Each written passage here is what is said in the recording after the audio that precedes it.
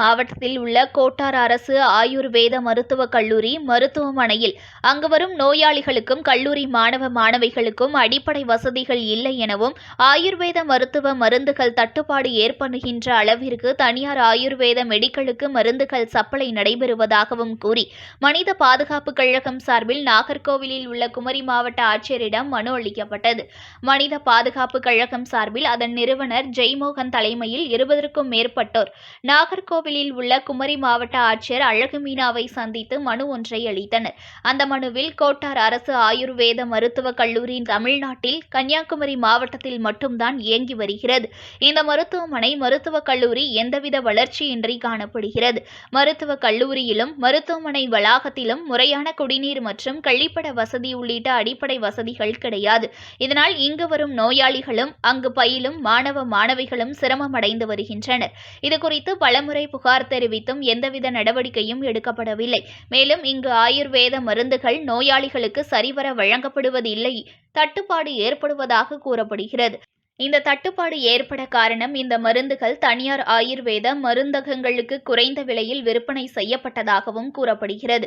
அதேபோன்று மேற்படி அரசு ஆயுர்வேத மருத்துவக் கல்லூரியில் மாணவர் சேர்க்கை நடக்கும் சமயங்களில் மாணவர் சேர்க்கை முழுவதும் நிரப்பப்படாமல் இருக்கும் போதே மாணவர் சேர்க்கை முடிந்துவிட்டது என கூறி மாணவர்களை தனியார் மருத்துவக் கல்லூரியில் சேர்க்க வழிவகுப்பதாகவும் கூறி இதனை தடுக்க நடவடிக்கை எடுக்க வேண்டும் என மாவட்ட ஆட்சியரிடம் மனு அளித்ததாக தெரிவித்துள்ளனர். ஆயுர்வேத மருத்துவக் கல்லூரியின் சீர்கேடுகளை சுட்டிக்காட்டி இங்கே மாவட்ட ஆட்சியர் அவர்களுக்கு மனித பாதுகாப்பு கழகத்தின் சார்பிலே மனு கொடுக்க வந்திருக்கின்றோம். இங்கே நடக்கின்ற சீர்கேடுகள் எல்லாம் அங்கு பயிலுகின்ற மாணவ மாணவிகளை கேட்டாலே தெரியும். அவர்களுக்கு போதிய வசதி வாய்ப்புகள், படிப்பதற்கான வசதி வாய்ப்புகள் இல்லை, தங்குவதற்கான வசதி வாய்ப்புகள் சரியாக செய்து கொடுப்பதில்லை, கழிவறைகள் சம்பந்தமான வசதி வாய்ப்புகள் செய்து கொடுப்பதில்லை. அங்கே ஏதோ நடக்கிறது அப்படிங்கிற ஒரு சூழல்லே அந்த மருந்து அங்க நோயாளிகளுக்கு எப்படின்னா எல்லா நோயாளி போனாலும் எந்த நோயாளி போனாலும் ஒரே மருந்து தான்.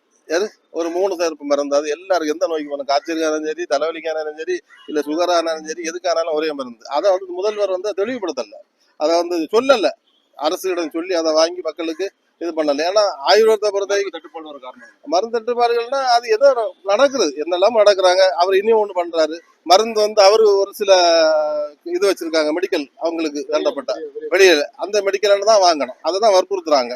இப்படி அந்த நோயாளிகளும் அந்த பொதுமக்களும் கஷ்டப்படுறாங்க, சிரமப்படுறாங்க. மாணவர் சேர்க்கை தனியார் போறாங்க. அதாவது மாணவர் மாணவிகள் அந்த சேர்க்கை நடைபெறும் பொழுது இந்த காலேஜ்ல இடம் பூர்த்தி ஆகிவிட்டதுன்னு சொல்லி அது ஒரு பிரைவேட் கல்லூரிக்கு அவங்க அந்த வாய்ப்பை உருவாக்கி கொடுக்கிறது பொதுமக்களுடைய கோரிக்கை. பொதுமக்கள் பல்வேறு தரப்பட்ட புகார்களை எங்களுக்கு கொடுத்திருக்கின்றார்கள். அந்த புகாரையும் இந்த இடத்திலே நாங்கள் தெளிவுபடுத்துகின்றோம்.